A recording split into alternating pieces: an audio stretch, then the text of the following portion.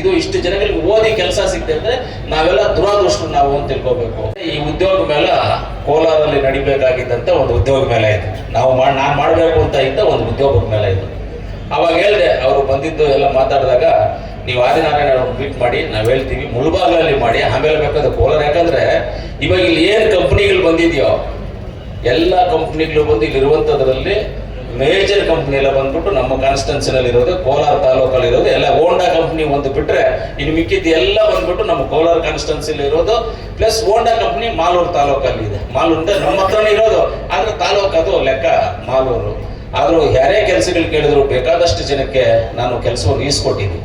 ಇವತ್ತು ಇಷ್ಟು ಜನಕ್ಕೆ ಕೆಲಸ ಇಲ್ಲಿ ನಮ್ಮ ಮುಳಬಾಗಿಲು ತಾಲೂಕಲ್ಲೇ ಮಾಡಬೇಕು ಅಂತ ಏನಕ್ಕೆ ಉದ್ದೇಶ ಮಾಡೋದು ಅಂದ್ರೆ, ಇದು ಗಡಿ ಭಾಗದಲ್ಲಿ ಇರ್ತಕ್ಕಂಥದ್ದು.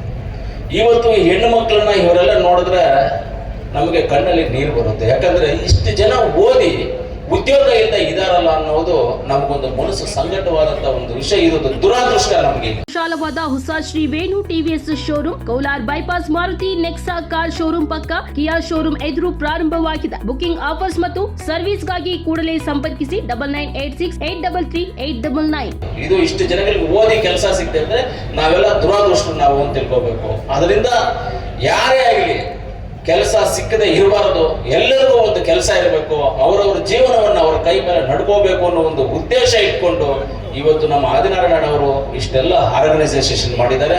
ಅವರು ಒಳ್ಳೇದಾಗಲಿ ಅಂತೇಳಿ. ಉದ್ಯೋಗ ಮೇಳ ಅಂದರೆ ಇದು ಒಂದು ಸಿಂಪಲ್ ಆಗಿ ಇವತ್ತು ಮಾಡಿದ್ದೀವಿ. 4,000 ಜನ ಆನ್ಲೈನಲ್ಲಿ ಎಂಟ್ರಿ ಆಗಿದ್ದಾರೆ.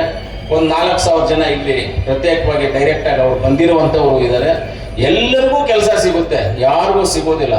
ಅತಿ ಹೆಚ್ಚು ಮಹಿಳೆಯರಿಗೆ ಸಿಗಬೇಕು. ನಮ್ಗೆ ಇವತ್ತು ಕಾನ್ಸೆಪ್ಟ್ ಏನಂದ್ರೆ, ಹೆಣ್ಣು ಮಕ್ಕಳಿಗೆ ಮಾತ್ರ 2,000 to 3,000 ಜನಕ್ಕೆ ಕೆಲಸ ಸೇರಿಸಬೇಕು ಅಂತ ನಮ್ಮ ಉದ್ದೇಶ ಇರೋದು. ಹೆಣ್ಣು ಮಕ್ಕಳಿಗೆ ಮಾತ್ರ 2,000 to 3,000 ಜನ ಸೇರ್ಬೇಕು ಅನ್ನೋಂಥ ನಮ್ಮ ಉದ್ದೇಶ ಇವತ್ತಿರೋದು.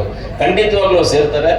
ಇವತ್ತು ಯಾರ್ಯಾರಿಗೆ ಆಗೋದಿಲ್ವೋ ಮುಂದೆ ಅವ್ರಿಗೆ ಆಗೋ ರೀತಿಯಲ್ಲಿ ಇನ್ನೊಂದು ಕಂಪ್ನೀಸ್ ಅನ್ನ ಕರೆಸಿ ಮಾತಾಡಿ ಯಾರ್ದ್ಯಾರ್ದು ಆಗಿಲ್ಲ ಅನ್ನೋತರ ಅಂತವ್ರಿಗೆ ಬೇರೆ ಜಾಗದಲ್ಲಿ ಕೊಡಿಸುವಂತ ಕೆಲಸನ ನಾವು ಏರ್ಪಾಟ್ ಮಾಡುವಂಥದ್ದನ್ನ ಅದನ್ನು ಏರ್ಪಾಟ್ ಮಾಡ್ತೀವಿ ಅಂತ ಹೇಳಕ್ ಇಷ್ಟಪಡ್ತೀವಿ.